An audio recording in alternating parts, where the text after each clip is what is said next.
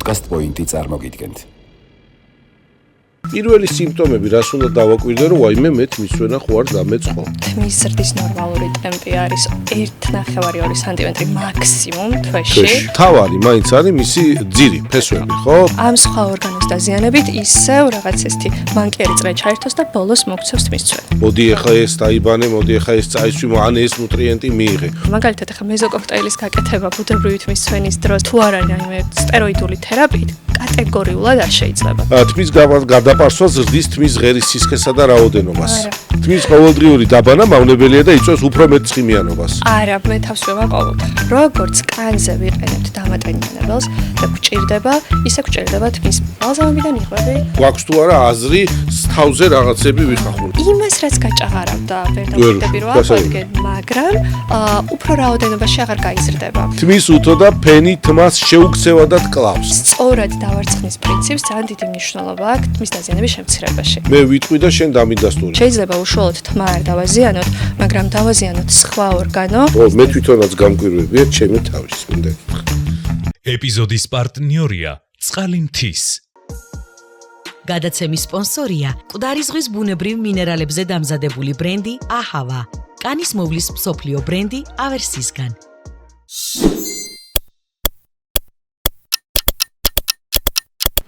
გამარჯობა, პოდკასტის მორიგი ეპიზოდი კვლავ თქვენთან ერთად არის. დღეს ძალიან საინტერესო თემა გვექნება და რაც თავარია პოდკასტი იწერება პოდკასტ პოინტში, ძალიან კარგი და მყუდრო გარემოში ყველას გირჩევთ. დღევანდელი თემა შეეხება თმას და თმის ჯანმრთელობას და არა მხოლოდ ჯანმრთელობას, სხვადასხვა მეთოდებს როგორ მივხედოთ ჩვენს თავს და თმას და ასე შემდეგ. საინტერესო თემაა, მოკლედ აქტუალური თემაა.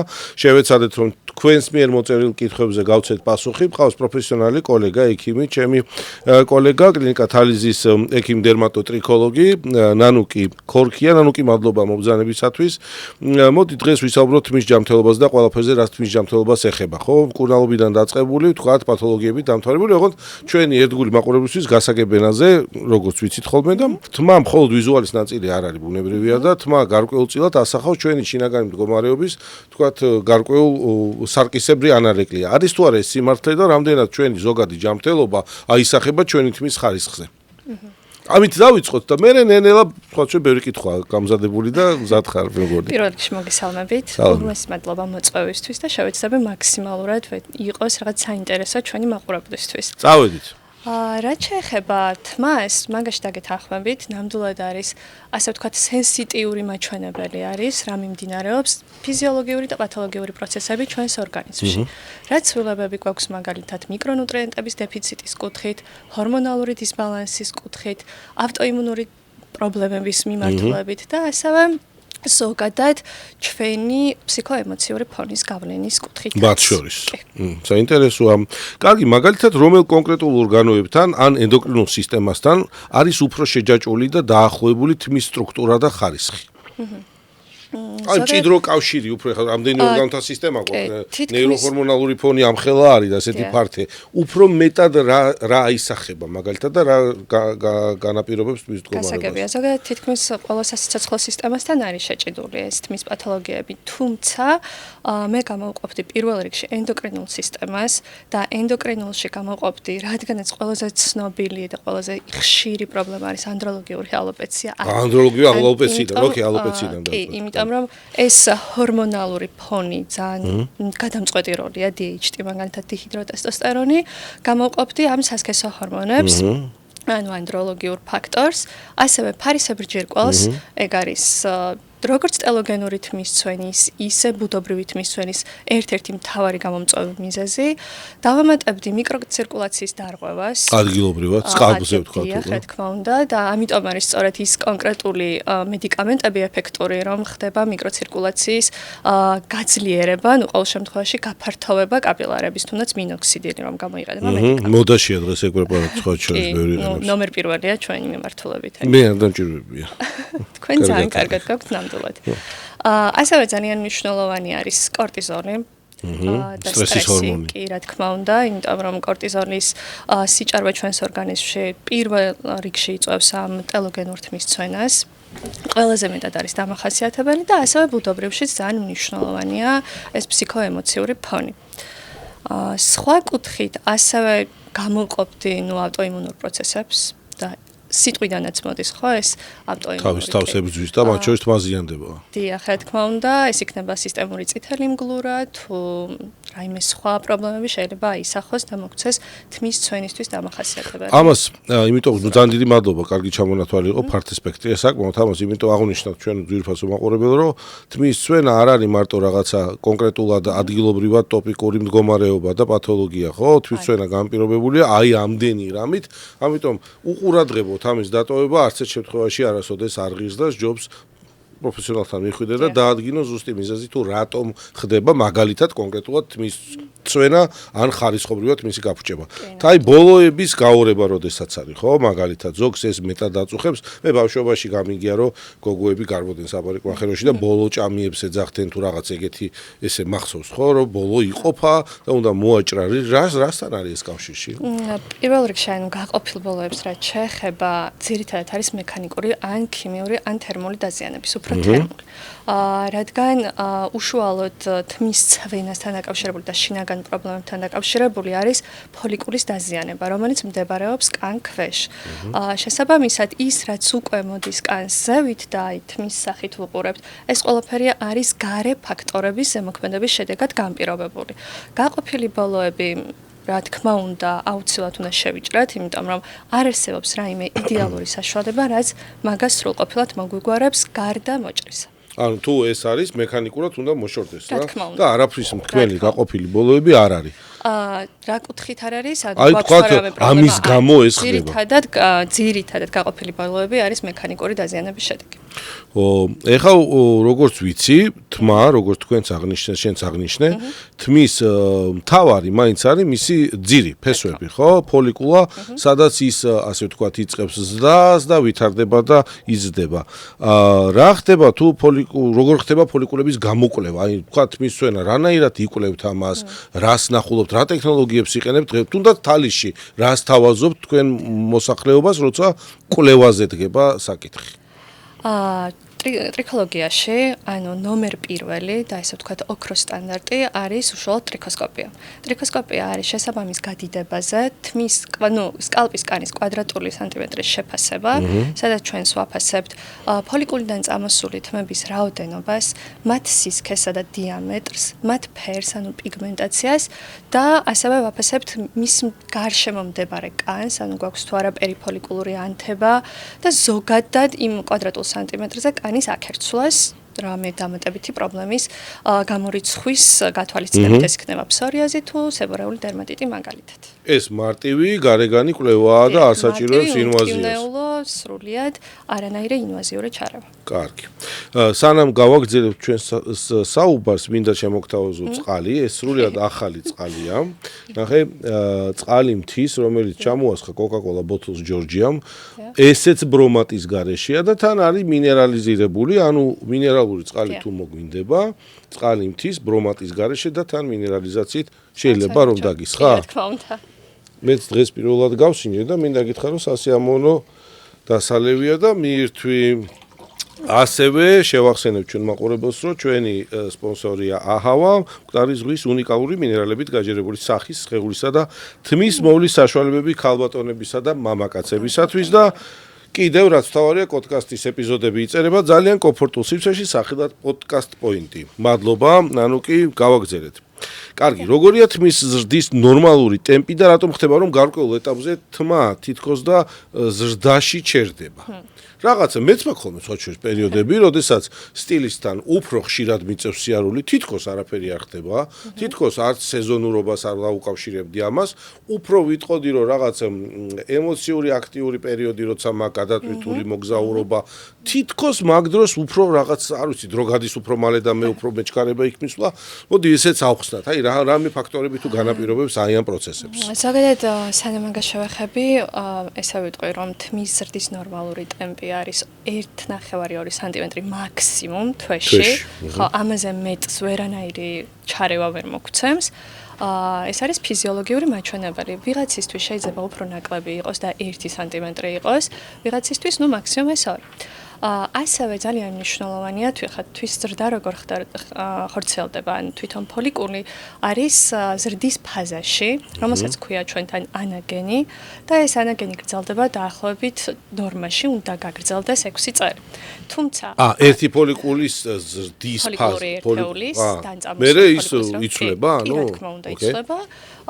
მერე გადადის უკვე მოსვენების ფაზაში, ცვენის და ცვენის ფაზა ტელოგენური, რასაც ქვია, ამიტომაც ქვია ხოლმე, რომ ტელოგენური თმის ცვენა, ცვენის ფაზაში გადასული თმის ქვევით, აი მარტივად რო ვთქვათ, მოდის ახალი ღერი და იცვლება, ეს მუდმივი ციკლი არის ჩვენი რაღაც სასიცოცხლო ციკლი. თვითგანახლებადი რა თქმა უნდა.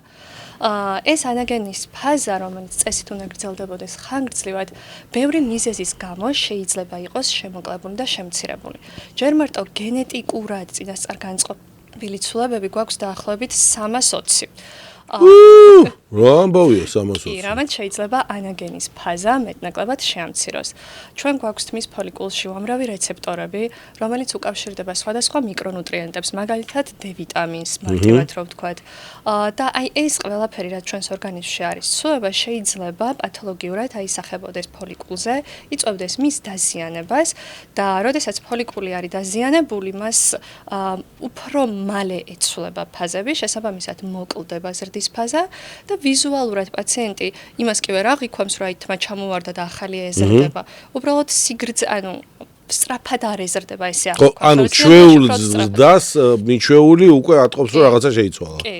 ზუსტად ეგ ხდება. რა კარგი პროფესიონალი მიზის წინ მე უგზნობ ამას და შენთან უსვანაღდა დღის თუ კი ეს პრობლემა ადამიანს შეაწუხებს, ხო? არაფერი, შენ მადლობა პირიქით. კარგი, რა მაინტერესებს, ნახე, თმის პრობლემები გაჩნდა და რაღაცა ვთქვათ, ვარ 40 წლის ასაკში ან 45 ან ამჟამად ასაკს გარდატეხის ასაკი იყოს თუნდაც, ხო? პირველად მოსვლისას რა ანალიზებს უნიშნავს შენ როგორც ექიმი ტრიქოლოგი, ვთქვათ, დერმატოტრიქოლოგი? რა არის გარდა იმისა, რომ დერმატოსკოპით ამ ტრიქოსკოპით თქვენ შეისწავლით არსებულ ტოპიკურად ლოკალურ მდგომარეობას, გარდა ამისა, რამე კვლევები ხო არის სისხლის ანალიზები, რამე ჰორმონებს ხო არ ამოწევთ? რა არის პროტოკოლი დღეს? ხა, ჩვენთან ახლა თალისში, როდესაც პაციენტები მოგმართავენ, პირველ რიგში ვაკეთებთ, რა თქმა უნდა, ტრიქოსკოპიას, იმისთვის, რომ გავიგოთ თმის ცვენის ტიპი. თმის ცვენის ტიპის გათვალისწინებით ვირჩევთ უკვე ამ კვლევებს, რასაც უფრო მეტად ჩავთვლით საჭიროდ, რომ დავნიშნოთ. მაგალითად, თუ არის კლასიკური ანდროგენული ალოპეცია, იმისთვის, რომ სამომავლოდ განისაზღვროს სწორი მკურნალობის მეთოდი, უმჯობესია შეფასდეს სასქესო ჰორმონები. მამაკაცშიც და რა თქმა უნდა, ქალბატონშიც, ქალბატონს ემატება, ანუ იმ დიჰიდროტესტოსტერონის და ტესტოსტერონის გარდა, რაც ძალიან მნიშვნელოვანია ამ უშუალო პრობლემის დროს, ქალბატონებში ვამატებთ საკვერცხების ეხოსკოპიას მაგალითად და ვაძლევთ რეკომენდაციას. თუ ჩვენ ტრიქოსკოპიით შევაფასეთ და ამავდროულად ანამნეზშიც გვქონდა რაღაც ისეთი მაჩვენებლები, რითიც ჩავთვალეთ, საჭიროთ რომ მაგალითად რა? მაგალითად ანამნეზში თუ იყო დიეტა, ჩვენ ვიცით რომ შეიძლება რაღაც გარკვეულ პრობლემასთან მქონდეს საქმე. თქვათ ბარიატრიული ოპერაციები შედის მაგ ამბავში. რა თქმა უნდა შედის, იმიტომ რომ ბარიატრიული ოპერაციების მერე მათი კვებიდან გამომდინარე ძალიან დარღვეულია მიკრონუტრიენტების დეფიციტი გვაქვს ორგანიზმში, რაც თავისთავად სასახად აისახება თმის ცვენას და გვაძლევს ტელოგენურ თმის ცვენას. ესეთ დროს პაციენტებს რეკომენდაციას ვაძლევთ, ჩემთვის ყველაზე ესეთი ნომერ პირველი არის ხოლმე ფერიტინის და რკინის მარაგის შეფასება, იმიტომ რომ რეალურად თმის ფოლიკულს სასიცოცხლოდ მნიშვნელოვანი ფუნქციების შესასრულებლად ჭირდება ენერგია.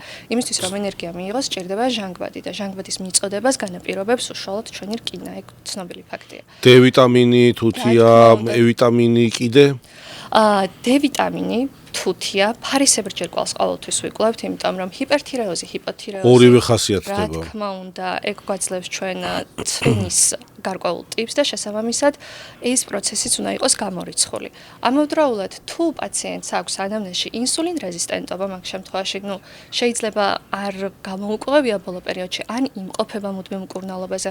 ვაძლევთ რეკომენდაციას ჰომოინდექსის განსაზღვრის, ეგეც ერთ-ერთი მნიშვნელოვანია, ან ვამისამართებთ ენდოკრინოლოგთანაც, რომ შესაბამისად შეფასდეს, იმიტომ რომ ტრიქოლოგია ძალიან შეჭიდულია ენდოკრინოლოგიასთან. ძალიან დიდი კავშირი აქვს და შესაბამისად უნდა მოხდეს უკვე არა ერთი ექიმის მიერ, არამედ ორი ექიმის მიერ ეს კონსილიუმის სახით პაციენტის მკურნალობა სამომავლოდ. თან თქვენ თავიდან დაასახელე შენ, რომ რამოდენიმე რაღაც 300 რაღაცამდენი მიზეზი შეიძლება არსებობდეს, ხო, განპირობებული თავიდანვე. კარგი, თვითმკურნალობის მეთოდები, მე ყველა ადამიანს ვეუბნები ჩემს პრაქტიკაში ვინც ხდება ისედაც სოციუმში თვითმკურნალობა ნებისმიერ სფეროში როდესაც შეეხება ჯანმრთელობას არ არის სიკეთის მომტანი ხშირ შემთხვევაში თმისთვენაც თითქოს და ისეთი არაფერი არის და წავედი საფთიაქო ქსელში მოვიძიე რაღაცა ChatGPT-ს ვკითხე რომ ესე მცვივა თმა და მოდი ეხლა ეს დაიბანე მოდი ეხლა ეს წაისვი ან ეს ნუტრიენტი მიიღე რამდენად შეიძლება ასე ვთქვათ ნუტრიენტების მიღებით ან თვითნებური მკურნალობით ჩვენ სრულიად საპირისპირო მდგომარეობამდე განავითაროთ მოვლენები რა თქმა უნდა მე მაგალითად როგორც აღნიშნეთ მეც წინააღმდეგი ვარ თვითმკურნალობის მით უმეტეს რაღაც მიკროელემენტების მიღების მით უმეტეს თუ ანალიზები არ არის ჩატარებული ჩვენ თუ არ ვიცით ჩვენი რკინის დონე ჩვენს ორგანიზმში არ ვიცით თუნდაც B12-ის დონე როგორ უნდა მივიღოთ რაიმე მედიკამენტი ან დანამატი რადგან ცნობილი ფაქტია მედიცინაში ნაკლებობა თუ იწვევს პრობლემას მეტობას იწვევს რაღაც გარკვეული სახით პრობლემას შეიძლება უშუალოდ თმა არ დავაზიანოთ მაგრამ დავაზიანოთ სხვა ორგანო და ამ სხვა ორგანოს დაზიანებით ისევ რაღაც ესეთი მანკიერი წრე ჩაერთოს და ბოლოს მოგცევს თმისცვენა. თმისცვენა რაც სულიად არ გვინდოდა და სხვა რაღაცას ვეძებდით, ხო? კარგი, ჩვენ ვისაუბრეთ უკვე თქვენთან შენთან ერთად ტრიქოსკოპიაზე. რა იმეს დამატება ხო არ შეგიძლია ამ კვლევის მეთოდიკაზე, რაც თქვა თალიში გაგვთ და გამორჩეული გაგვთ შეიძლება რაღაც აპარატურაზე. თავისუფლად მოდი ეგეც ავხსნათ რა, რა აპარატურა გიდგათ დღეს თალიში. ანუ ზოგადად ტრიქოსკოპიას ესე უშუალოდ აპარატურას არაფერს დამატებიც არ შევძენ, ვიტყვი გენეტიკურ ტესტებზე, რომელიც მე ძალიან მიყვარს. აბა, მოდი გამოვში. აღნიშნოთ ეგ. კლინიკაში ტარდება რამოდენიმე სახის გენეტიკური კვლევა. თანამშრომლობთ წამყვან ლაბორატორიასთან, ფაგრონის ლაბორატორიასთან. საქართველოში ხდება ეს თუ აგზავნით რამე კვლევა? აგზავნება, რა თქმა უნდა. და ეს სად არის ფაგრონის ლაბორატორია? ჩვენ ვაგზავნით იტალიაში, საბოლოო დანიშნულების წერტილი არის იტალია. შესაბამისად, ჩვენ ვაკეთებთ ახლა რა კვლევებს, რაც მე პირადად ძალიან მიყვარს, ახლა ჩემთვის ნომერ პირველი არის ტრიქოტესტი, რომელიც აანალიზებს დაახლოებით 26 ნუკლეოტიდულ პოლიმორფიზმს და გვეუბნება ეხლა ქართულად მითხარი ნუკლეოტიდული პოლიმორფიზმი. ანუ გენეტიკურად რა პრობლემისკენ გვაქვს წინასწარ განწყობა. აი მაგალითად გვაქვს ანდროგენული ალოპეცია. ანდროგენული ალოპეცია გამოწვეული არის მამაკაცის ჰორმონის მიერ ფოლიკულის დაზიანებით. ის ფოლიკული რომ დაუკავშირდეს, ის ჰორმონი რომ დაუკავშირდეს ფოლიკულს, ჰორმონი კანის დონეზე დიდი რაოდენობით უნდა წარმოიქმნას. ამას წარმოქმნის ორი ფერმენტი. აი უშუალოდ ამ ფერმენტების აქტივობის მომატებას ვსაზღვრავთ ხოლმე გენეტიკურად. ჩვენ ვიცით რომელი კონკრეტული ფერმენტის აქტივობა გვაქვს მომატებული. და იმაზე მუშაობთ. და იმაზე ვმუშაობთ უშუალოდ იმისთვის რომ მივიღოთ იდეალური შედეგი. მედიკამენტოზური თერაპია ირჩევა მაგის კუთხით. გარდა ამისა, ნახულობთ, აქვს თუ არა პაციენტს მიდრეკილება D-ვიტამინის დეფიციტისკენ, აქვს თუ არა მიდრეკილება უშუალოდ მიკროცირკულაციის დარღვევისკენ და ამისთვის პროცენტული მაჩვენებელიც გვაქვს ხოლმე, რამდენად ეფექტური იქნება მინოქსიდილი. რომელსაც პაციენტები ანუ ფორმულა რაღაცა ასე. დიახ, ძალიან საინტერესო არის. გარდა ამისა, გვაქვს ნუტრიტესტი, რომელიც მე არ ვაკეთებ პირადად, იმიტომ რომ მე ვარ ტრიქოლოგი, მაგრამ გვყავს ენდოკრინოლოგი, ნუტრიციული სუბსპეციალობით, ასე ვთქვათ, რომელიც აკეთებს აღნიშნულ ტესტს, არის აი მართლაც ჩვენ ორგანიზმში არსებული მიკრონუტრიენტების გენეტიკური წინასწარგანწყობით რაიმე დარღვევის სრული მაჩვენებელი, რაც მე ძალიან მომწონს. და სხვათა შორის გვაქვს ტელოტესტიც, რომელიც საზღვრავს ტელომერებს. აი ეგეც ვითხარი ხარ რა არის? ანუ მარტივად გეტყვით უჯრედული დაბერება. ხა ჩვენ ადამიანებს გვაქვს სამი ასაკი ხო? ბიოლოგიური, ფსიქოლოგიური და უჯრედული, რომელიც ერთმანეთს შეიძლება საერთოდ არ ემთხვეოდეს. აი ზუსტად უჯრედული დაბერება, მე შეიძლება ფსიქოლოგიურად მეგონოს რომ 20 წლის ვარ, ვიზუალურად გამოვიყურებოდე 30 წლის, მაგრამ ჩემი უჯრედები დაბერებული იყოს ჩემი ცხოვრების სტილით, პირობითად, ან მავნე-ჩვევებით, გარემო ფაქტორებით, ან წინასწარგანწყობებით გენეტიკურად. აი მაგას საზღვრავთ, როგორ არის ჩვენი უჯრედული, ან ბიოლოგიური ასაკი როგორ ეგ მაგას საინტერესო ამბავია. ეგ ისედაც საინტერესო ამბავია, მარტო ტრიქოლოგიის თემა არ არის. საინტერესოა ისედაც, იმიტომ რომ აი მაგალითად თუნდაც ნუტრიციულ ტესტს რო აკეთებს ჩვენი ენდოკრინოლოგი, მის წინ თუ გაკეთდა, მე ვადარებთ ხოლმე 1 წლის მერე, აი შესაბამისი კვებით, რაციონის დაცვით, ცხოვრების წესის მოდელირებით, იცვლება თუ არა ეგ მაჩვენებელი და აი მართლა ძალიან კარგი შედეგები გვაქვს მაგ კუთხით. ასე რომ ცალკე თემაა. ლასურჩა. ცალკე ამბავია, ძალიან კაი იყო, საინტერესოა, კარგი ეგ რომ მითხარი. კარგი, რა არის ძირითადი სხვაობა, მოდი ესე ვთქვათ, უფრო პოპულარულ თმის ცვენას შორის, ქალსა და კაცს შორის. ანუ გენდერული სხვაობა რა არის განმაპირობებლები? ერთი ვიცით რომ ანდროგენ, ასე ვთქვათ, დამოკიდებული თმის ცვენა ყველაზე ხშირად წარმოდგენილია მამაკაცებში. ქალებში რა არის, აი ვთქვათ, მაგის საპირწონე? რით არის ყველაზე ხშირად თმის ცვენა გამოწვეული? ასე ვიტყვი რომ ანდროგენული ალოპეცია მარტო მამაკაცების პრობლემა ისე წამყვანად არ არის. ქალებშიც იგივე თემა. ქალებშიც არის, უბრალოდ ნახეთ როგორ არის, გამდინარე იქიდან რომ მამაკაცებში ეს ჰორმონული, ეს მამაკაცური ჰორმონები გვაქვს ახალგაზრდა ასაკში, დაახლოებით 16 წლიდან უკვე შეიძლება მივიღოთ თმის ცვენის სურათი და შესაბამისად რადგან მამაკაცებს ამ ახალგაზრდა ასაკში აქვთ, უმეტესად აწუხებთ ხოლმე და მიმართავენ ექიმებს.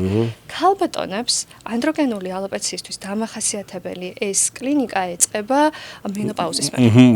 და რომ დააკვირდეთ ძალიან ბევრ ქალბატონს, რატომღაც ჩვენ გვაქვს ეგეთი ის რომ ვაბრალებთ მაგას ძირითადად დაბერების პროცესს. მაგრამ სიამოვნებაში შეიძლება იყოს უბრალოდ ანდროგენული ალოპეციის გავლენა, როდესაც ხდება აი ამ ზონაზე თმის საფარველის დათხელება. მენოპაუზის მერე ქალბატონებს უმეტესად, ესტროგენი ქვეითდება, მომატებული აქვს დიჰიდროტესტოსტერონი და ეგ იწვევს. და ამ ფონზე გამოწვევს. კი. ასევე ქალბატონებში ტელოგენური თმის ცვენა არის. ქალბატონებში მე გამოვყევთ ტელოგენურ თმის ცვენას ყველაზე მეტად, იმიტომ რომ ორსულობის შემდგომ გვაქვს ნებისმიერი მნიშვნელოვანი სტრესული ფონის გამომდინარე გვაქვს ტელოგენური თმის ცვენა და ქალბატონებს ძალიან ბევრი დამატებითი მავნეჩვევებიც აქვთ, როგორც არის სოლარიუმის გამოყენება და ასე შემდგომ, რომელიც კიდევ უფრო აძლიერებს ამ ფონს და შეიძლება რაღაც ესეთი აკუმულირებლად, დაგროვებითი ეფექტი მისცეს და გავლენა იქონიოს. ერთხელ არა, ორჯერ არა, სამჯერ, მაგრამ მერე გამოვლინდეს ეს. გამოვლინდეს, იმიტომ რომ თერმული დაზიანებით, მით უმეტეს ახლა სოლარიუმში არ იყენებენ ხო თმის დამცავს და კარის დამცავს ნამდვილად. და ეს შეიძლება იყოს გამომწვევი უკვე თვითონ თმის საფარველის ნელ-ნელა შეთხელების. თანხმდებით რომ სოლარიუმი ნებისმიერ შემთხვევაში მავნია და მათ შორის ყალბზე და თმის 100%-ით. მიმართულებითაც. კარგი, რა ითვლება თვის ცვენის, ანუ განახლებადი ცვენის ნორმად? რით უნდა მივხვდე მე? გარდა იმისა, რომ უკვე შევატყერო რაღაცა სავარცხელი აღარ მჭირდება და თავის სკალპი მოშიშულდა და თმა დავკარგე, ეს ფაქტია უკვე დამდგარი, მაგრამ რომ დაიწყო პროცესი. ანუ ეს ბალიშზე ღამის განმავლობაში თმის შხაპის მიღების მერე თქვათ აბაზანაში პირველი სიმპტომები რას უნდა დავაკვირდე, რომ ვაიმე მე თმის ცვენა ხო არ დამეწყო? ნახეთ, ყველაზე თავისით თმის ცვენის ფიზიოლოგიური ნორმა ინდივიდუალურია, იმიტომ რომ ვისაც უფრო სქელი თმა აქვს, შესაბამისად, რაოდენობრივად მეტიც ცვივა ხოლმე ზოგადად ფიზიოლოგიურად. ჩვენი ნორმისთვის დამახასიათებელი რაღაც რაოდენობის დაცვენას თუ აღემატება, მაგალითად, სავარცხელზე უფრო მეტი თმა გრჩება ყოველდღიური გამოყენებისას. შემჩნევადია მოკლედ. შემჩნევადია. აი ეგ არის, ანუ ვამჩნევთ მაგას რა. კი, თუ ვამჩნევთ, უკვე არ ველოდებით. რა თქმა უნდა მივმართოთ მაგ შემთხვევაში ექიმს. კარგი. მე მყავს ორი ბიჭი. დიახ. ორივეს მათ რო გკითხო, აქვთ თმის ცვენა. მე ხა ვთვლი რომ დიდათ არაფერი ხა აქ მეც ესე არ მაქვს ბავშვობიდან ეს ამადგილები და ხო მე თვითონაც გამკვირვებია ჩემი თავის მინდა გითხრა. ხო და ამიტომ გენეტიკური წინასწარ განწყობა მამის მხრიდან, როგორც ეგეთი და მამაჩემსაც დღემდე ღმერთმა კარგად ამყოფოს თავზე თმა აქვს, მათ არ აქვთ. მამის ხაზი ამ მიმართულებით დაცულია. დედის მხრიდან დედასაც პრობლემა არ აქვს, მაგრამ დედის ასე ვთქვათ, მამას ეს პრობლემა ჰქონდა.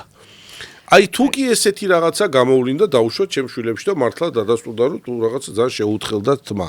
რამე გამოსავალი არის თუ გარდაუვალია პროცესი? ჯერ ვიტყვი რომ ანდროგენულ ალოპეციაში. ნახე რა მაგალითი მოგეცი პირდაპირ. საოცარი. ანდროგენულ ალოპეციაში ითვლება რომ ყველაზე ეს მნიშვნელოვანი არის ხოლმე დედის ხაზი და რატომ? უშუალოდ ის რეცეპტორი, რომელსაც უნდა დაუკავშირდეს, ეს ჰორმონი და გამოიწვიოს ფოლიკულის გადაგვარება შეჭიდული არის, ამ რეცეპტორის აქტივობა შეჭიდული არის X ქრომოსომასთან. შესაბამისად თქვენ Y-მა ვერ გადაძლია. თქვენს ბიჭებს თქვენ არ გადასცემდით, მაგრამ თქვენი ეს მეუღლისგან, რა თქმა უნდა, გადაეცემა X ქრომოსომა და აქვს მომატებული. იმას მიყვება ეს ამბავი. ხო, აქვს მომატებული აქტივობა. როდესაც გვაქვს ეგეთი სიმპტომი და ასაკიდან, ჩვენ ყავს 16 წლის პაციენტები, დავიწყოთ 16 წლიდან გვაქვს მომართულება. ჩემები ხა 22 და 23 და 20 წლისები არიან. მაგ შემთხვევაში აუცილებლად უნდა გაიარონ ტრიქოლოგთან კონსულტაცია, უნდა შეფასდეს ხარისხით მისცვენის კონსულტაციაზე, რა თქმა უნდა, ანამნეზიდან გამომდინარე, რამდენად აგრესიულიათ მისცვენა, ანუ სწრაფ რეჟიმში მიმდინარეობს ეს ვიზუალური შეთხელება, თუ აი ძალიან გაწელილი პროცესია. და მე უკვე ექიმთან კონსულტაციის ანალიზი. ანუ შენთან მოდივართ. მოდიან უფრო სწორედ.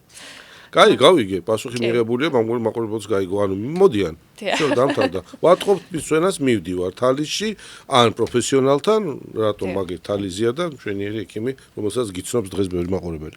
კარგი, რა როლს ასრულებს მაგალითად ისეთი მასაჟორები, როგორიც დღეს 1000-ნაირი არის შეთავაზებული ინტერნეტ სივრცეში, სატელევიზიო სივრცეში, სკალპის მასაჟის სახით. არის თუ არა ეს რაიმე სიკეთის მომტანი მტკიცებით მედიცინასთან მიმართებაში. გვაქვს თუ არა აზრი თავზე რაღაცები ვიხახუნოთ. მოფერება კაი ახლა სასიამოვნოა, მაგრამ ეფექტი? ნახეთ როგორ არის რეალურად მასაჟს აქვს მიკროცირკულაციის გაძლიერების ეფექტი. შესაბამისად, ჩვენს ფოლიკულს მიეწოდება მეტი სისხლი და რა თქმა უნდა, მისთვის სასარგებლოა. მე წინააღმდეგი მაგაზე არ ვარ, რაიმე ესეთი ოფიციალური რო აუცილებელია მაგის გამოყენება, მაგასაც ვერ ვიტყვით, მაგრამ მე პირადად აი საკუთარი გამოცდილებით მყოლია პაციენტი, რომელსაც თვით მასაჟით ყოველდღიურით, რა თქმა უნდა, ეგეც არ უნდა დაგეზაროს, ჩაუნაცვლებია რაღაც ისეთი სამკურნალო პრეპარატი, რომელიც ძალიან ეფექტურად გამოიყენებათ მის ცვენისთვის. აქედან გამომდინარე მასაჟის მიმართ მე მაქვს ძალიან კარგი დამოკიდებულება. თუ სწორად არის და ზედმეტობა არ არის. კი, რა თქმა უნდა, თუ სწორად არის გამოყენებული. ახლა ჩვენ მარტო მასაჟი და მასაჟორები არ არის, ბევრი რამე არის ხოლმე, რასაც ჩვენი პაციენტები დამატებით იყენებენ. მაგალითად, იგივე მეზოროლერი თქვენ მოგეხსენებათ. ესეთი საშუალებები ეფექტურია. ხო, თვის ძირების მეზოთერაპია არის და 1000 რაღაცა. აი, როლერებზე გავაკეთებ აქცენტს, რომელსაც თვითონ მიმართავენ ხოლმე პაციენტები. ზოგადად ეფექტურია, იმიტომ რომ დაზიანების საპასუხოდ რეგენერაცია მოდის კანის და თმის ფოლიკულიც, რა თქმა უნდა, მაგაში ყვება, მაგრამ ესეთ დროს მნიშვნელოვანია გავითვალისწინოთ, სანამ თვითნებურად პაციენტი გამოიყენებს რაღაცას, აუცილებლად უნდა იყოს შეფასებული სკალპი, თუნდაც ოჯახის წევრის მიერ, რომ არ გვაქვს ნებუსი, ანუ ხარი, გასაგები, რომელს დაზიანება, მექანიკურად. ეს ძალიან მნიშვნელოვანია. თუ ჩვენ მასაჟი იქნება, თუ რაიმე დამხმარე საშუალება ვაკეთებთ ისე, რომ არ ვაზიანებთ თავის კანს მეტად, რა თქმა უნდა, ის სასარგებლოა. მადლობა. მედიკამენტურად სტეროიდების დანიშვნა და ჯენერიკების დანიშვნის თაობაზე ასთა სხვადასხვაობები არის, ხო? რა რისკებთან არის დაკავშირებული მაგათაც სტეროიდული თერაპია და ინიშნება თუ არა რაიმე მიმართულებებში ეს მკურნალობა? სტეროიდები ჩვენთან რა თქმა უნდა ინიშნება, უბრალოდ ეს არის უკვე ავტოიმუნური პროცესებიდან გამომდინარე, მაგალითად, თუნდაც ალოპეცია არეატა ბუდობრივი თმის ცვენის დროს წამყვანი არის სტეროიდული თერაპია ინექციური სახით, იქ არ შეიძლება რაიმე სახის თუნდაც მეზოთერაპიის გაკეთება, იმიტომ რომ ვერ ჩაანაცვლებს არანაირ კავშირში არ არის. არანაირ კავშირში არ არის. ასევე ხა თმის ცვენაში ჩვენ გვაქვს ძალიან მნიშვნელოვანი სახე, რომელიც არის ნაწიბუროვანი ალოპეცია და მანდაც სპეციფიური მკურნალობა, ისეთი არა როგორც თქვა ანდროგენული ალოპეციის დროს. ნაწიბუროვანი ან დამწრობის შემდგომი, ოპერაციის შემდგომი, ტრაუმის შემდგომი. არა მხოლოდ ასე, ძალიან ბევრი სახე გვაქვს. თუნდაც თუ ქრონიკულად რაიმე პროცესი მიდის, მაგალითად, გვაქვს წითელი მგლურა, შეიძლება განვითარდეს რაღაც პრობლემები, თუ გვაქვს ლიქენი, ანუ ეგეც ერთ-ერთი დაავადებები, საკმაოდ ისეთი მარტივი არც თუ ისე მარტივი. ბროკის ფსევდოპელადამ შეიძლება რაღაც გარკვეული ეფექტები მოგვცეს. ანუ ყველაფერს აქვს თავისი პროტოკოლი, შეიძლება ანტიბიოტიკი გჭირდებოდეს, იქ შეიძლება სტეროიდი გჭირდებოდეს და ესე ჩვეულებრივი მარტივი манипуляციებით ვერ გახვიდებ ფონს. იქთან გამომდინარე, ამას ადგენს ექიმი, ამას ადგენს ტრიქოლოგი, გაიდლაინების მიხედვით, რაც გვაქვს მოწოდებული და შესაბამის პათოლოგიას ისე ვებრძვით. თუმცა, ეხა აზრთა სხვადასხვაობაზე მე ალბათ გამოვყოფდი ანდროგენულ ალოპეციაში გამოიყენება მინოქსიდილი, რაზეც ჩვენ უკვე ვახსენეთ, და ფინესტერიდი, რომელიც იწვევს ერთი კონკრეტული ფერმენტის დაბლოკვას იმისთვის, რომ რაზეც ასევე ისაუბრეთ. რაზეც ვისაუბრეთ. ნახეთ, ანდროგენულ ალოპეციაში მინოქსიდილის გარეშე მამაკაცის შემთხვევაში ძალიან რთულია ფონს გახვიდე. მხოლოდ რაიმე პროცედურებით. იმიტომ რომ ის ჰორმონი არის ჭარბად, ისედაც ორგანიზმში, კანის დონეზეც თუ მით უმეტეს გენეტიკური წინასწარგანწყობაა და რაც მეტი ვარიაცია, მით მეტად არის მისი დაგროვება. თუ არ გვაქვს ძლიერი რეგენერაციული უნარი, რაშიც გვეხმარება უშუალოდ მინოქსიდილი კაპილარული ქსელის გაფართოვებით, ჩვენ ვერ გავალთ მარტივად ფონს. მაგრამ მხოლოდ მინოქსიდილიც არ არის საკმარისი, იმიტომ რომ იციან ხოლმე დაიწყებენ მკურნალობას, იყენებენ დაახლოებით 1-2 წელი და მერე ისევ აქტიურად ეწყება თმის ცვენა. რეალურად მინოქსიდილით ჩვენ პროცესს არ ვაჩერებთ. ჩვენ ვიწვევთ უბრალოდ იმ მომენტისთვის, გასაგებია, იმ მომენტისთვის ფაქტობრივ მკურნალობას ვაწარმოებ, მაგრამ პროცესი გრძელდება, ის ჰორმონი ისევ არის იქ. ჩვენ რომ ეს პროცესი რაღაც დონეზე შევამციროთ და გავაჩეროთ, ამისთვის გვჭირდება სპეციფიური მედიკამენტი, რომელიც არის თუნდაც ფინესტერტი. ოკეი, მიღებულია პასუხი, მადლობა. კარგი, რა აზიანებს ჩვენ, მოდი უფრო ისე პრაქტიკულ რაღაც კითხვებზე გადავიდეთ, ესეც მაყურებლის კითხვებია მათ შორის.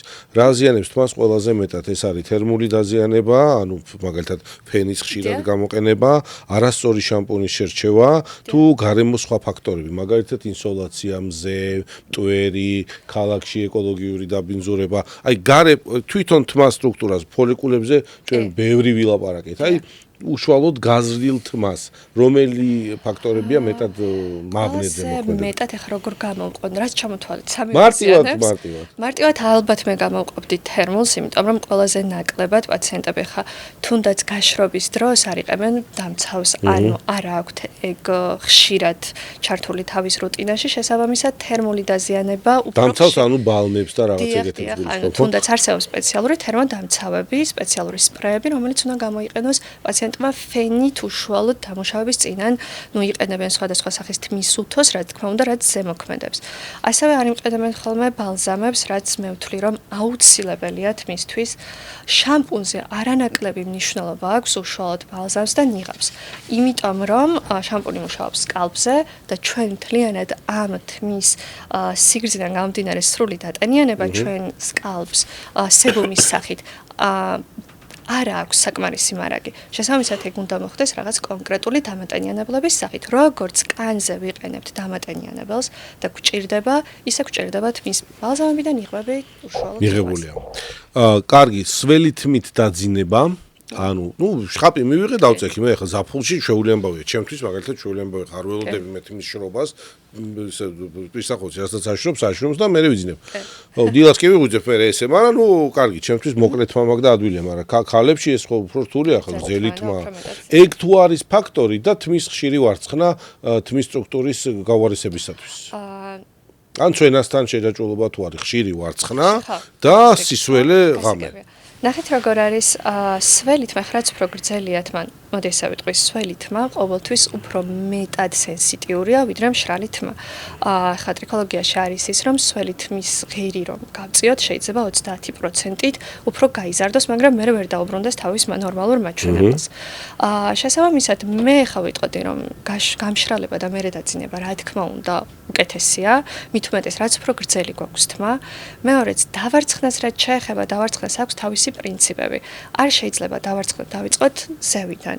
უმჯობესია მოხდეს ქვევიდან, ნელ-ნელა ავიდეთ, ანუ გავხსნათ და აუცილებელია ერთიანად არ შევცირდეს ქაჩვა. კი, დაზიანება მექანიკური იყოს ნაკლები. ტრაქციული ალოპეცია რო ავირიდოთ თავიდან, ანუ ქაჩვით გამოწვეული თმის წვენა. ის კიდე ცალკე ხო მესმის. კი, რა თქმა უნდა, სწორად დავარცხნის პრინციპს ძალიან დიდი მნიშვნელობა აქვს თმის დაზიანების, ანუ ასე ვთქვათ, თმის დაზიანების შემცირებაში. რამდენად სწორად მიღებულია. ეხა უყურე, სააფთიაქო ქსელში შევდივართ და წარმოდგენილია დახლებზე, არა მარტო სააფთიაქო ქსელში, არამედ ყველგან სუპერმარკეტებშიც უამრავი თმის მოვლის საშუალებები. ეხა კი ვისწავლეთ ყველა მეტნაკლებად რომ უნდა წაიკითხო ეტიკეტი. ამ ეტიკეტზეც ამხელა ასოები წერია, საერთოდ იქ მომზადებული და შეარაღებული უნდა შეხვიდე. აზრი აქვს აი ამ კითხვას და წერას რომ არ იყოს თქვა სულფატი, რაღაცას არ შეიცავდეს.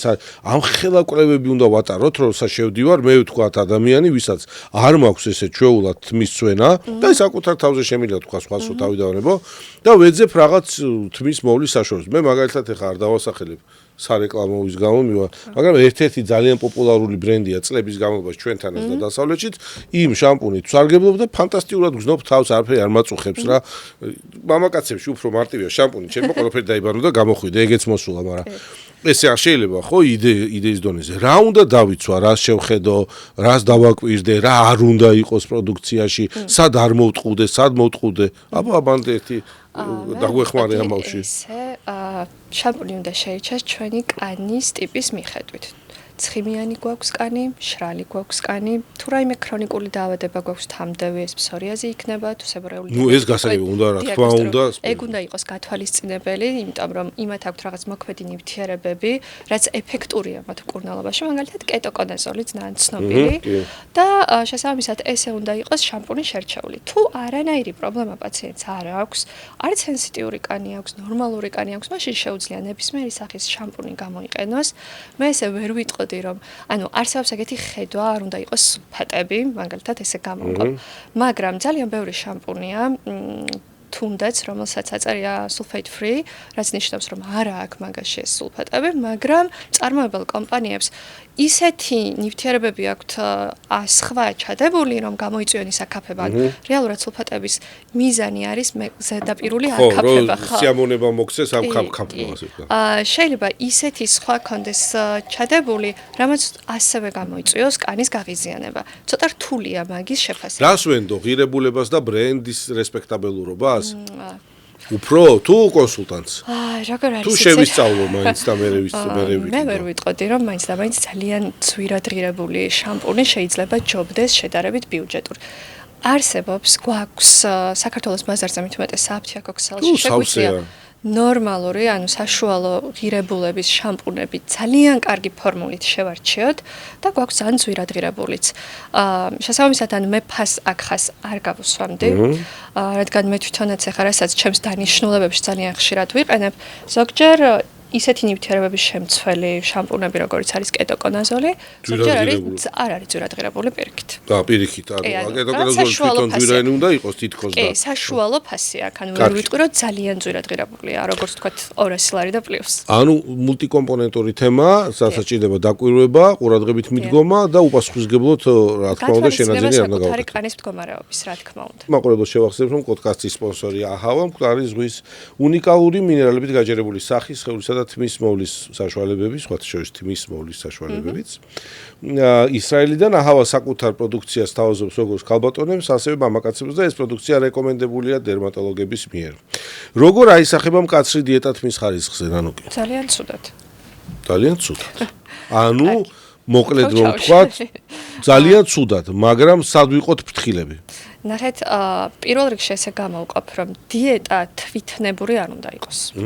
აუცილებლად უნდა იყოს შესაბამისი ნუტრიციოლოგის ან ენდოკრინოლოგის მიერ შეფასებული მდგომარეობა, ანუ რატო გადაწყდა დიეტის საჭიროება, თუ პაციენტს აქვს ინსულინ რეზისტენტობა, რაც არ უნდა დიეტა დაიცვას, თუ მკურნალობა არ ჩართო მაგაში, თავს უფრო დაიზიანებს, ესე ვიტყვი მარტივად.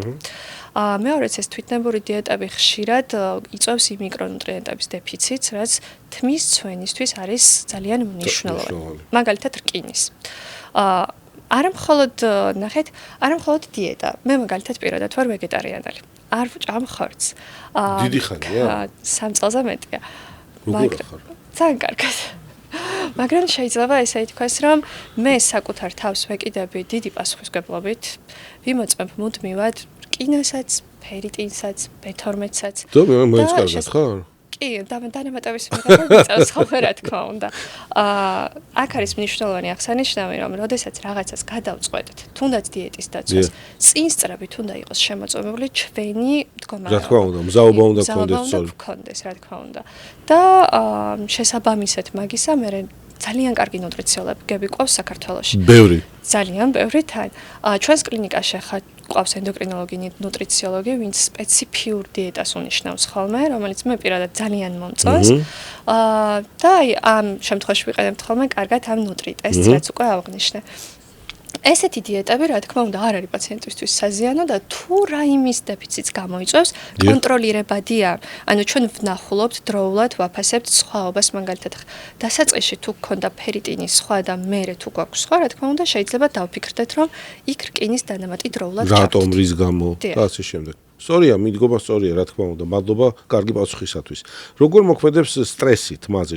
შენ აღნიშნე, რომ ეს ერთ-ერთი მნიშვნელოვანი ფაქტორია კორტიზოლი, ხო? სტრესის ჰორმონი, რომელიც გვინდა არ გვინდა დღევანდელ ჩვეულ ცხოვრებაში გამომდინარე ამდენი, რა ვიცი, გამოწვევიდან რაც სამყაროში არსებობს, კორტიზოლის დონე ჩვენ სისხლში პირობითად ყოველთვის მომატებულია, ხო? შვიდად ეხა დალხენილად მე მგონი არ ვიცი, ნაკლებად ვინმეა მთელ პლანეტის მასშტაბით რო შევხედოთ, ხო? და ამბობენ, რომ თმის წვენა მაგალითად ასე თქვა ფორსირებული თუ დუნე სტრესის შემდგომ მოგვიანებით ვლინდება. მოდი ორი სიტყვით ამაზე ვკითხარი. ამ შემთხვევაში ალბათ გულისხმობთ ტელოგენურ თმის წვენას. სტრესის ფონზე შეიძლება სხვადასხვა სახის თმის წვენები განვითარდეს. მაგალითად, ბუდობრივი თმის წვენა.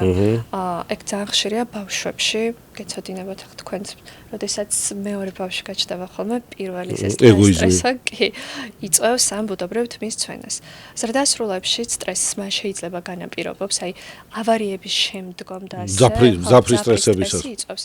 სტრესმა შეიძლება გამოიწვიოს ანაგენური თმის წვენა და სტრესმა შეიძლება გამოიწვიოს ტელოგენური თმის წვენა. ტელოგენური თმის წვენა იწყება უშუალოდ 2-3 თვის მერე და რატომ? ანუ რას ნიშნავს ტელოგენური თმის წვენა? ჩვენს სკალპზე თუ თმების დაახლოებით 70-80% არის ანაგენის ფაზაში და დარჩენილი არის იმ 20% ტელოგენის ფაზაში. რაღაც სტრესის გავლენის ფონზე ეს ანაგენში მყოფი ძალიან დიდი რაოდენობით გადადის ტელოგენში. მაგრამ ეგ ხარ ხდება მეორე დღესვე გამოვლინდება. არ გამოვლინდება მეორე დღეს. კი, უნდა გაიაროს მოსვენების ფაზა და მერე გადავიდეს ტელოგენურში. ეს საშუალოდ 2-3 თვის მერე გვაძლევს ხოლმე პასუხს და ამიტომაც არის რომ ველოდებით ცოტა მოგვიანებით აი სტრესის საპასუხო რეაქცია არის ცოტა მოგვიანებით განვითარებული თმის წვენა. მშობიარობის შემდეგაც კი აი ეგრევე პირველ თვეში არ ეწყებათ ხოლმე, უფრო ეწყებათ მეორე-მესამე თვეს და მერე უკვე რაღაც პერიოდი გრძელდება ეს თმის წვენა, ესეც ტელოგენური თმის წვენა, ესეც ერთგვარი სტრესის ფონია, იმიტომ რომ ჰორმონალური ბალანსი იცვლება. მრავალკომპონენტურია და ჰორმონული ბალანსი სტრესია, ხო? მაღალი, რა თქმა უნდა, და ეს იწვევს ხოლმე ამ თმის წვენის ტიპს. მნიშვნელოვანი ხა ტელოგენურ თმის წვენაში არის ის, რომ როდესაც დაიწყება თმის წვენა, ის არ უნდა გაგრძელდეს დაახლოებით 3 თვეზე მეტხანს. თუ ვატყობთ, რომ ჩვენ თმის წვენა გვიხანგრძლივდება და გვიგრძელდება, მაგ შემთხვევაში აუცილებლად უნდა მივმართოთ ექიმს. მივდივართ ალისში.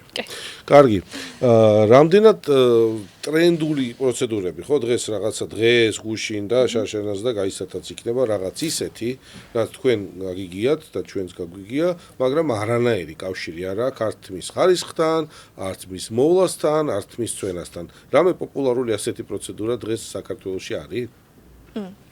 ანუ ამას ვიკეთებ, ხო, მაგრამ იცი რომ 100% არანაირი აზრი არ აქვს. 100%-ით მე ხა ცოტა ისე გამომივა, მაგრამ არ მიყვარს მეზოკოქტეილები თმაზე. მაგიც მინდო და შემდეგ კითხვაში გაგვიგა. და ჩვენს კლინიკაში მეზოთერაპიები არ კეთდება. ჩვენს პლაზმოთერაპია, მეზოთერაპია, თმის ბოტოქსი ეგრეთ წოდებული, თმის ლამინირება. აი ეს პროცედურები რამდენად თმის წვენას რომ შევეხოთ, ახლა თმის ბოტოქსი და თმის ლამინირება ეს არის უშუალოდ თმის ღერის სტრუქტურული გაუმჯობესება, გაჯანსაღება ხანმოკლე პერიოდით. აქ ვიტყვი თმის ბოტოქსი ბოტულოტოქსთან კავშირში არ არის, ხო? არანაირად არ ნიშნავს. ხო, ან თმის წვენასთან მაგას ესე მკურნალობის კუთხით არანაირი კავშირი არ აქვს და არ მინდა რომ პაციენტს ესე ეგონოს. რაც შეეხება მეზოკოქტეილებს, მე არ ვარ მომხრე, რადგან შეიძლება პირიქით დასტიმულირებული იყოს რაიმე სახის თმის წვენა. მაგალითად, ახლა მეზოკოქტეილის გაკეთება ბუდობრივი თმის წვენის დროს, როგორც ავღნიშნე, თუ არ არის რაიმე სტეროიდული თერაპიით, კატეგორიულად არ შეიძლება. ჩვენს კლინიკაში კეთდება პლაზმოთერაპია. პლაზმოთერაპია FDA სერტიფიცირებულია მაგ კუთხით. კი, ძალიან ეფექტური არის. გამოიყენება როგორც ქალბატონებში, ისე მამაკაცებში და გამოიყენება თმის წვენის ძალიან ბევრ სახეზე. ამიტომ მე ესე ვიტყოდი, თუ პაციენტი გეგმავს თმის წვენის უშუალოდ მკურნალობას, მაგ შემთხვევაში უმჯობესია ჩაიტაროს პლაზმოთერაპიები, ვიდრე ვთქვათ 2 პლაზმა და 4 მეზო. ჯობია 6 პლაზმოთერაპიის გაკეთება. მიღებულია პასუხი. ასევე ქალბატონები ხშირად მიმართავენ თმის რაღაც ეგრეთ წოდებულ დეტოქსს და სკალპის პილინგს. რას თქვი ამაზე? ხო, მე წინამდებობა მაგაზი არ მაქვს ნამდვილად, იმიტომ რომ, პილინგები როგორც სახის კანისთვის, ისე თავისთმიანი არისთვის სასარგებლოა კანის გაუმჯობესების კუთხით.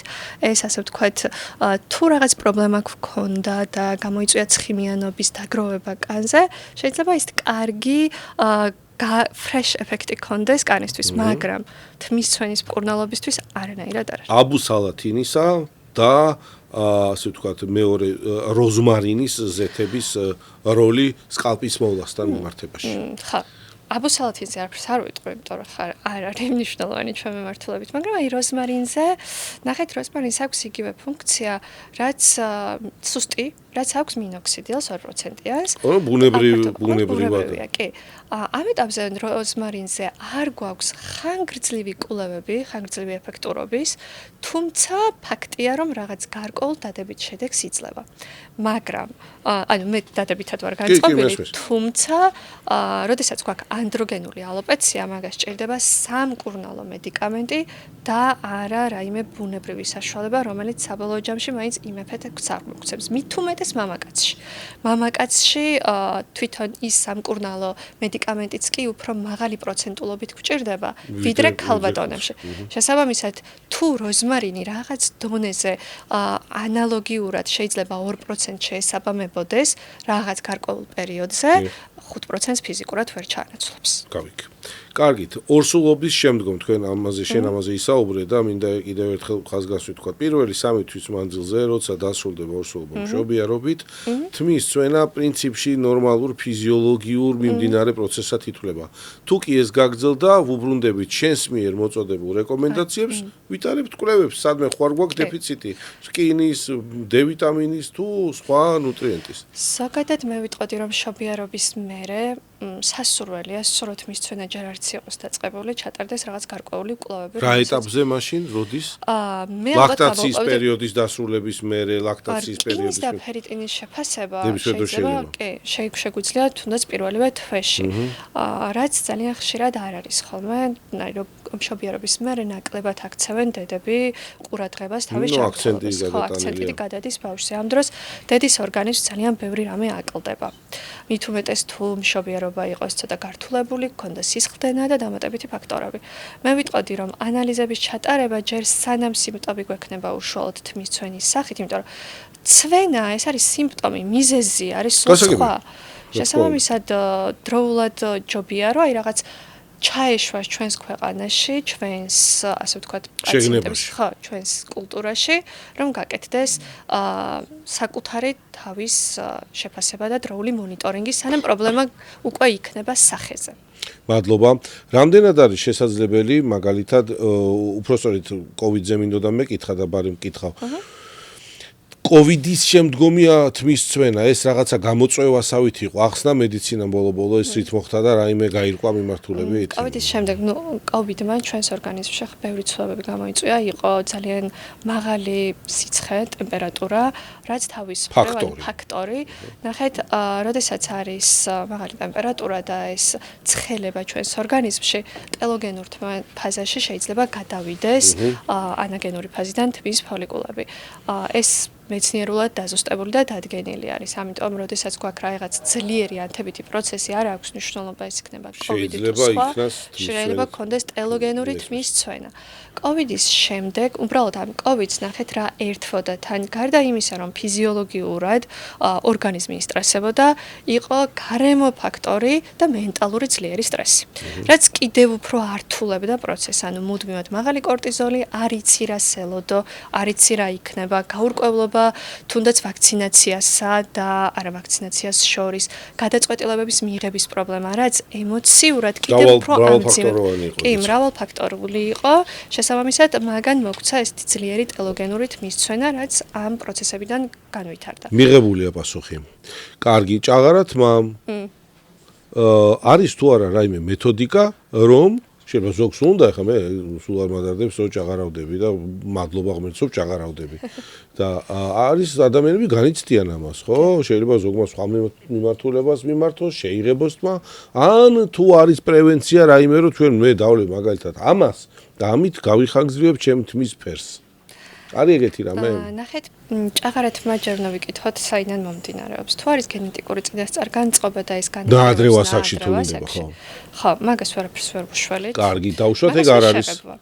კიდევ ერთი ფაქტორი, რამაც შეიძლება გამოიწვიოს, ანუ ჭაღარატო ვითარდება უშუალოდ ფოლიკულში მელანინის პიგმენტის გამომუშავება ირღვევა.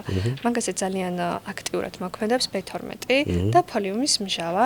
შესაბამისად, შეიძლება თუ ასეთი არც გენეტიკაში არ გვაქვს და პაციენტი მოდის და გვეუბნება, რომ აი მაქვს მე ეს პრობლემა და როგორ ვებრძოლო, მე ყოველთვის ვცდილობ ხოლმე რომ ჯერ გამოვიკვლიო ანალიზებით, ხომ არ გვაქვს პერენციოზული ანემია.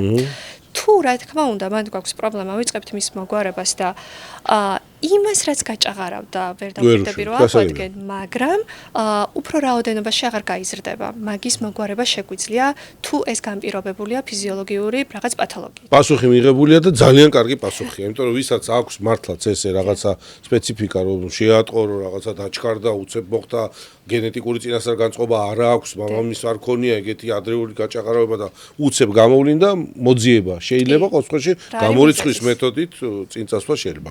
კარგით, რამდენად აუცილებელია ზაფხულში მზისაგან თმის დაცვა? აი ჩვენ კეპი გვეხუროს უნდა თავზე, ზღვაზე, მარტო იმისა რომ ინსოლაცია და მზისგან დავითვლათ სახე და სკალპი თმა თმასაც აქვს მზის განდამცავები და რა თქმა უნდა ინსოლაცია და UV სხივები რა თქმა უნდა აზიანებს თმის ღერსაც. მე თავისუფლად ვემხრობი მაგას მექანიკურ დაცვას და ასე ვთქვათ მედიკამენტურ სპეციალურ სპრეების გამოყენებას და ასე შემდგომ რაც ღერს დაიცავს.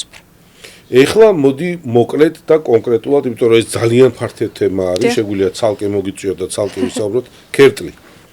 რაც ქალია თუ კაცია, უფრო ალბათ მამაკაცებშია, რატომღაც ასე მგონია მე, შეიძლება უფრო ვლინდება ეს, მაგრამ პრობლემა, რომელიც ადამიანს როგორც გარდატეხის ასაკში აწუხებს, ასევე დასულ ასაკში აწუხებს. მოდი მოკლედ გითხარი, რა არის ამის მთავარი მიზეზი და რამდენად სწრაფად შეგვიძლია ეს მოვაბაროთ.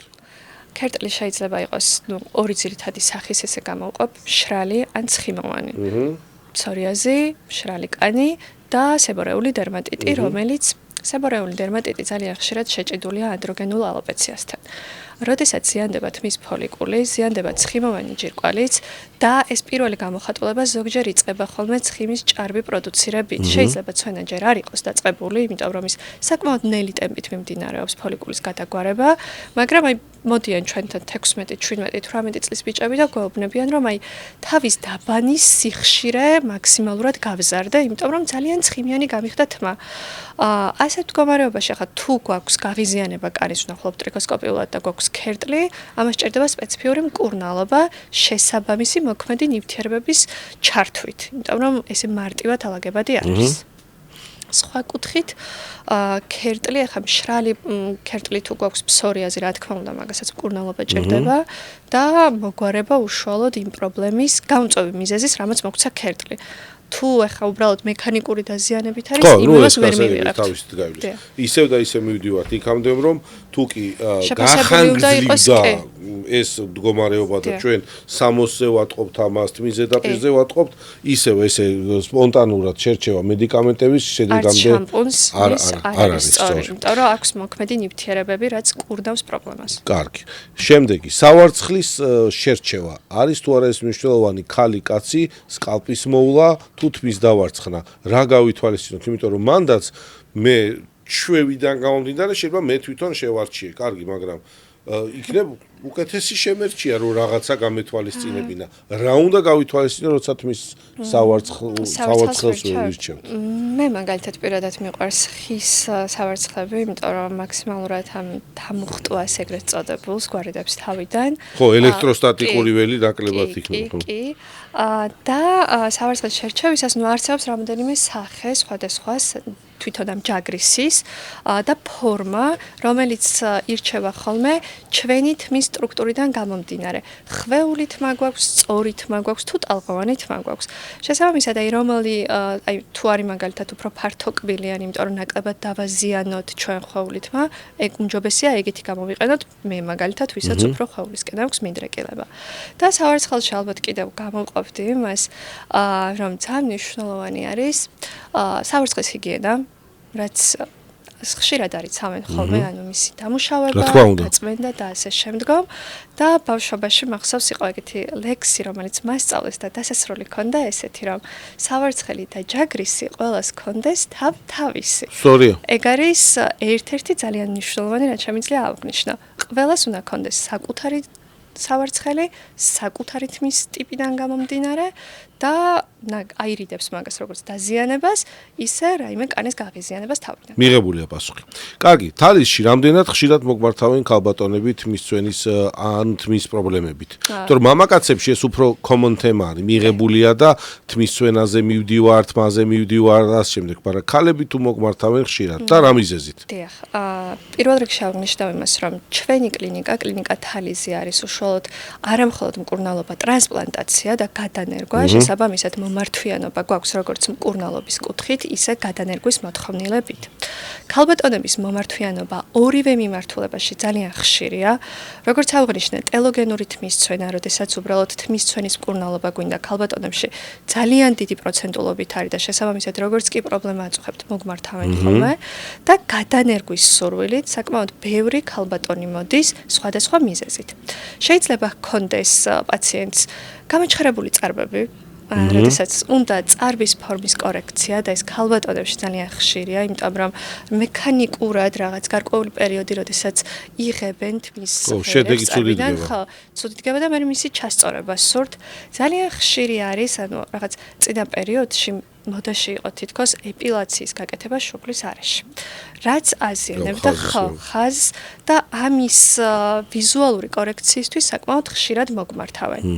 ასევე ძალიან ხშირი პრობლემა არის ქალბატონებში ტრაქციული ალოპეცია, რაც ნიშნავს მექანიკური დაზიანებით მოჭიმვით განპირობებულ თმის ცვენას. ეგ თავისით იქ აღარ გაიზრდება უკვე? თუ დაზიანდა თმის ფოლიკული, თუ გვაქვს ატროფია თმის ფოლიკულის, იქ ჩანერგვის გარდა არაფერი აღარ გუშველის. აუცილებელი არის უშუალოდ ვიზუალური კორექცია სხვა ადგილიდან აღებული თმით. მოდი აქვე გითხარი და გავშალოთ ეს თემაც, მაგრამ რომ ბევრი კითხვით არ დაგღალო. თმის გადანერგვის თანამედროვე ტრენდები თალისში, რას თავაზობთ თქვენ რა მომსახურებას, რა ტექნოლოგიები არის ის, რაც თქვათ განგასხვავებთ სხვა კლინიკებისაგან, ან თუნდაც equal თანაბრად მუშაობთ ხო, ბაზარზე წარმოდგენილი კლინიკებთან ერთად და ასევე გითხარი დონორული ზონები. მოკლედ თმის გადანერგვაზე გაქვს დრო რომ მესაუბრო. კარგი. პირველ რიგში ახლა თალიზე რასაც ვიტყვი, ჩვენზე საუბრობს ჩვენი გამოცდილება 27 წლიანი. ნომერ პირველები ვიყავით საქართველოში, ანუ ჩვენით დაიწყო თმის ტრანსპლანტაცია. ჩემით არა, იმიტომ რომ მესმის. კი, ჩვენი კლინიკით და ჩვენი გუნდით დაიწყო, ასე ვთქვათ, თმის ტრანსპლანტაცია საქართველოში და ამიერკავკასიაში შემიძლია ესე ვთქვა. ჩვენს ბაზაზე არამხოლოდ ჩვენ ვატარებთ ქირურგიულ ჩარევებს, არამედ დატრენინგებულია 300-ზე მეტი ექიმი, რომელიც ძალიან ანუ ასე ვთქვათ, ეფექტურად მუშაობს სხვადასხვა ქვეყანაში, მათ შორის შეერთებულ შტატებში და კანადაში. როდესაც მივდივართ ხოლმე რაღაც კონგრესებზე, ახლა როცა მივყვავთ ხოლმე, კი, ჩვენი კლინიკის მოსწავლეები, როდესაც ხვდებიან ამ პატივით, როდესაც ხვდებიან ბატონ ვაჟას, ძალიან ესეთი სასიამოვნოა ხოლმე და მით უმეტეს ახლა ჩემთვის ძალიან ესეთი სამაგალითოა, რომ ჩვენ გვაქვს საქართველოს აქვს თმის ტრანსპლანტაცია უმაღლეს დონეზე და სკოლა, სადაც ისწავლება მსოფლიოს მასშტაბით ჩვენთან გადანერგვის პრინციპები. ბრავო. წავედით წინ, ეხა უკვე ტექნოლოგიები. უშუალოდ ტექნოლოგია. ყველაზე ასე ვთქვათ, ოქრო სტანდარტი ეს არის FUE, ანუ ფოლიკულური ექსტრაქციის მეთოდი, როდესაც ხდება სადონორე არიდან, ანუ ანდროგენ დამოუკიდებელი ზონიდან. აქვე მოდი გვაჩვენე სად არის ეს კეფისარე ძირითად შემთხვევაში. კეფისარე, ნუ რა თქმა უნდა, ნახეთ, დამოკიდებულია რა სიხშირის აღდგენა გსურს. თუ კეფისარი არ არის საკმარისი და გვაქვს რაღაც გარკვეულად დიდი არეალის შევსება საჭირო, მაგ შემთხვევაში შეიძლება რა თქმა უნდა ჩართული იყოს ნიკაპის ქვედა არე და სხეულის თმაც. მაგრამ ნუ ძირითადად ნიკაპის ქვედა არე და წვერის კი, წვერის თმა ნიკაპის ქვედა არეზე, უბრალოდ ხა ჩვენ დამალული რო იყოს, ხო მესმის. ვიზუალურად რომ არ გამოჩნდეს. და რა თქმა უნდა სხეულიდან შეგვიძლია. ძირითადად ვიყენებთ ხოლმე სადონორე არედ უშუალოდ კეფის ზონას. თუ იქ არის, თუ არ არის, მე ვცელდება სხვა იმაზე. ნახეთ, თავის თმიან არეზე გვაქვს სხვადასხვა სისქეთ მის ღერების. ჩვენი ეს არეალები, აი საფეთქელთან არსებული ღერები, რა თქმა უნდა, განსხვავდება სხვა არეალებისგან. ყველაზე ესე შედარებით მსგავსი, ახლა წვერის თმასთან ფიზიკურად ვერ შევადარებთ, ხო ეს ბევრად უხეშია და მოუქნელი. არის ეს სადონორი არეკეფა, საინდან ხდება ერთეულად მოპოვება თმის ფოლიკულების, ისე რომ ვიზუალური საერთო ეფექტი არ იყოს დარღვეული, იმიტომ რომ როდესაც ავიღებთ თმის ღერს და გადაგვაქვს სხვა ადგილას, იმ ადგილას თმა აღარ ამოდის. ის ფოლიკული ჩვენ გადავიტანეთ. შესაბამისად, ისე უნდა იყოს სადონორი არედან თმის ღერების ამოღება. დღეს უკვე განაკვეთი ხო აღარ კეთდება, ადრე რაც კეთდებოდა. განაკვეთი აღარ კეთდება. ახლა როდესაც ესე განვითარდა სამყარო, აღარ გჭირდება ფიზიკურად ესეთი ჩარევა, თუ რაღაც ძალიან მნიშვნელოვანი კლინიკური ან პაციენტის სურვილი არ არის. რა თქმა უნდა, პაციენტის სურვილი პრიორიტეტია. ასეთ შემთხვევაში, ახლა როდესაც ვიღებთ აქედან თმას, აქ თმა აღარ ამოდის, შესაბამისად ამოღება უნდა მოხდეს მაქსიმალურად ბუნებრივად, რომ არ იყოს აი განსხვავება, როგორც აქვთ ხოლმე ამ არეალის სხვა ზონებისგან, ანუ სიცარიელის ფონი არ შეიქმნას.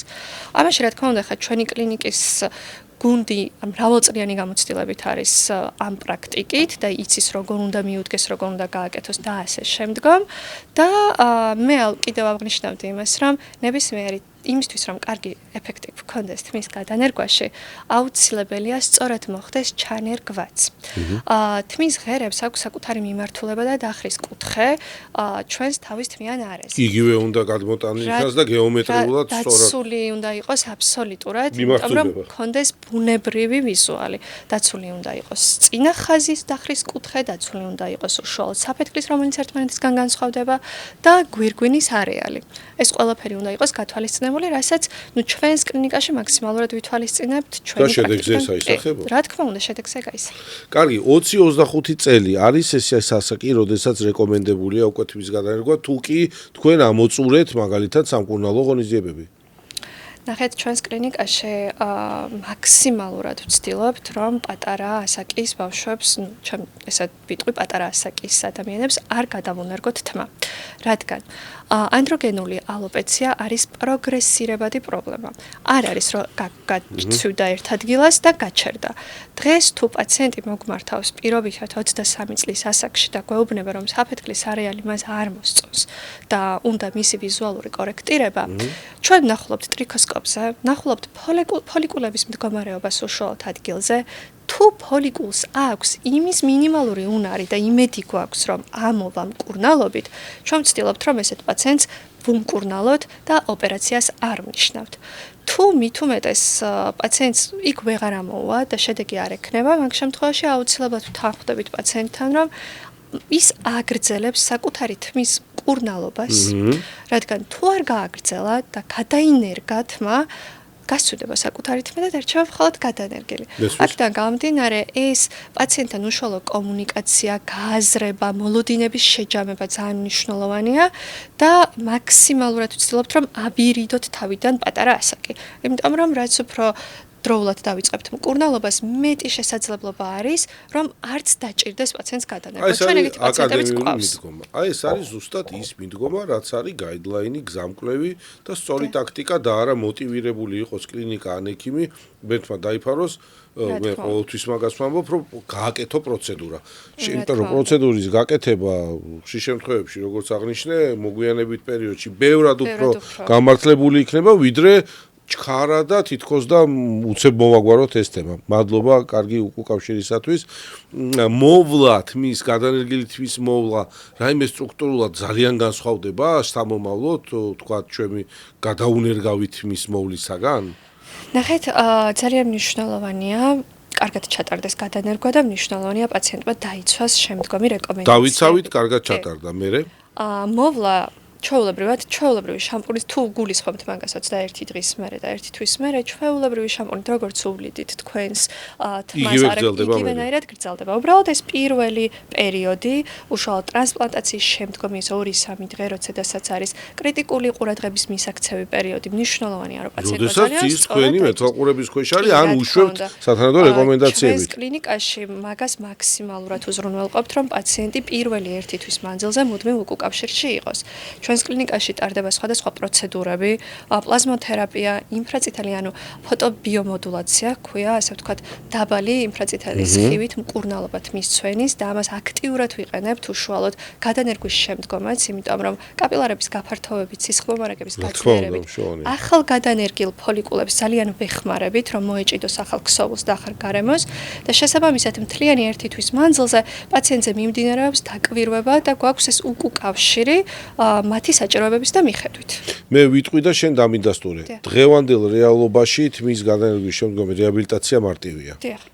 გადანერგილი თმის შენარჩუნების ხარისხი და ეფექტურობა თუ კი სწორად არის შერჩეული პაციენტი მაღალია. განმეორებითი პროცედურის წარმოების აუცილებლობა დაბალია. პაციენტი მკურნალობს, მაგ შემთხვევაში დაბალია ნულის ტოლი. მადლობა.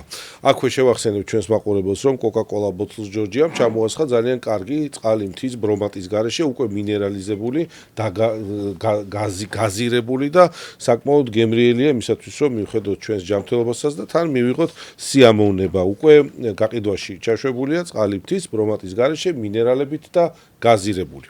გავაგრძელოთ მითი და რეალობა. ძალიან ბევრ დროს აღარ წაგართვევ არც ჩვენ დაგრილი და არც მაყურებელს და მსმენელს მივადგეთ რუბრიკას მითები და რეალობა. მე დავსვამ კითხვას და შენ დამიდასტურე ან უარყავი, ხო? თმის ხშირი შეჭრა აჩქარებს მის ზრდას. არა. თმის გადაპარსვა ზრდის თმის ღერის სისქესა და რაოდენობას. ანუ არ აისახება ხარისხზე. ჭაღარა თმის ამოგლეჯვა იწვევს მის გარშემო კიდევ მეტი ჭაღარის გაჩენას. არა, ხედავ, ეს ხალხს გონია, ხედავ. თმის ყოველდღიური დაბანა მავნებელია და იწვევს უფრო მეტ ცხიმიანობას. არა, მე თავს ვეღარ ყოველდღე. კარგია და ბევრს მოუწოდებდით, რომ ეგ გააკეთონ კი ბატონო. ცივი წყლის გადავლება თმას ბზინვარებას მატებს. არა. ხო, თავს კი გააგრილებს, მაგრამ ბზინვარება არ ვიცი. კარგი, ხუდის ტარება იწვევს თმის ცვენას. მითია. თმის საღებავი იწვევს მუდმივ თმის ცვენას და ფოლიკულების კვდომას. არა. მითია. თუ მამას თმა სცვივა, შვილსაც აუცილებლად დასცვივდება. არა. მითია. ლუდი, კვერცხი და მაიონეზი საუკეთესო ნიღბებია თმის გასაზრდელად. არა. კვერცხის თავზე კატეგორიულად არა. თმის უთო და ფენი თმას შეუქცევადად კლავს. არა. არა, ორგანული და ბუნებრივი შამპუნები ყოველთვის უკეთესია ვიდრე პროფესიული ხაზი. არა. მითია, გაყოფილი თმის ბოლოების აღდგენა შესაძლებელია სპეციალური შრატებით. არა. მითია. ჩვენ უბრალოდ, ასე ვთქვათ, ვიზუალს მაგით ვაუმჯობესებთ დროებითად. ახმას მხოლოდ და არა რეალობას. კი, ეგ არ არის სამკურნალო. კარგი. პოდკასტის დღევანდელი სტუმარი იყო თმის განერგვის კლინიკა თალიზის ექიმი დერმატოტრიქოლოგი ნანუკი ქორქია. ნანუკი ძალიან კარგი მოსაუბრე ხარ, პროფესიონალიზმი ცალსახად იგრძნობა და კლინიკა თალიზში მე გამიგია ბევრი მსმენი, იმიტომ რომ საქართველოში მოღვაწეობ მეც და რაღაცა მომიჯნავე სფეროების მსახურებით, ხო, რომ თქვენი კლინიკა ერთ-ერთი წარმატებული კლინიკაა ისტორიულადაც და ყველანაირ საუკეთესოს გისურვებთ პირადად თქვენ და თქვენს გუნდს. მადლობა რომ გვიყურებთ და იწონებთ ჩვენ ახს, მე მოწონებას თუ მივიღებთ, მეტად უფრო ძლიერები ვიქნებით და მოგემსახურებით. მადლობა, დროებით, გემშვიდობებით. ეპიზოდის პარტნიორია წყალი მთის.